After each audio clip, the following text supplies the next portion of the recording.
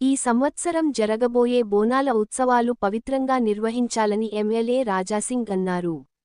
మద్యం తాగిన వారికి గుడిలోకి ప్రవేశం లేదని బ్యానర్ ఏర్పాటు చేయాలని ఆయన ఆలయ నిర్వాహకులను కోరారు. బోనాల పండుగ అంటే ప్రజలు సుఖసంతోషాలతో ఉండాలని, వర్షాలు కురవాలని అమ్మవారికి మొక్కే మంచి రోజు అని గుర్తు చేశారు. కాని కొందరు బోనాలు అంటే తాగడం, తినడం, నిద్రపోవడం అనే విధానం తీసుకురావడం సరికాదని రాజాసింగ్ అభిప్రాయపడ్డారు. గుడి కమిటీ మెంబర్స్ కి నా ఒక నివేదిక, ప్రతి ఒక్క గుడి కాడ ఒక బ్యానర్ పెట్టాలని నేను నిర్ణయిస్తాను. బ్యానర్ లో ఏం రాయాలంటే, బోనాలంటే తాగే ఆడే బోనాలు కాదు, బోనాలంటే తాగే ఆడే బోనాలు కాదు. కానీ ఇవాళ మనం చూస్తున్నాం, చాలా వరకు మన యువకులు 18 years కానీ 19 years కానీ 20 years కానీ పిల్లలు బోనాలంటే తాగాలి, ఆడాలి, డాన్స్ చేయాలి. వాళ్ళ మైండ్ లో ఆ విధంగా కూర్చొని పోయింది.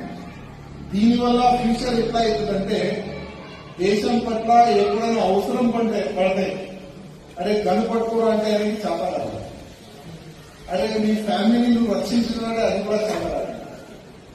అట్లాంటి పిల్లలు తయారైపోతున్నారు. మొత్తం పిల్లలు వేరే మార్గంలో వెళ్ళిపోతున్నారు. అందుకోసం ఒక బ్యానర్ మనం పెట్టాలి, ఎవరైనా తాగొస్తే మా గుడిలో మీకు ఇంటి లేదు. అట్లాంటి ప్రతి ఒక్క గుడి కూడా బ్యానర్ పెట్టుకుంటే చాలా బాగుంటుందని నా ఒక నివేదిక. ఎందుకంటే సమాజాన్ని కాపాడే బాధ్యత మన అందరిపైన ఉంటుంది. కానీ కొంతమంది మన బోనాల్ని బద్నాం చేయడానికి ఇది ఒక కుట్ర చేస్తుంది.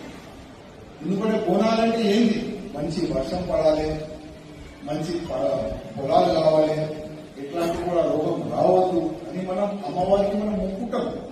కానీ ఇప్పుడు బోనాల సబ్జెక్ట్ ఎవరికి తెలియదు. ఇవాళ ఎవరికైనా మీరు యంగ్ పిల్లలకి అడగండి, బోనాలు ఎందుకు చేస్తారంటే, బోనాల బియర్లు బ్రాండీ తాగాలి, డ్యాన్స్ చేయాలి, ఇంట్లో పోయి పండుకోవాలి, డీజే పెట్టాలి, దాంట్లో ఆడాలి.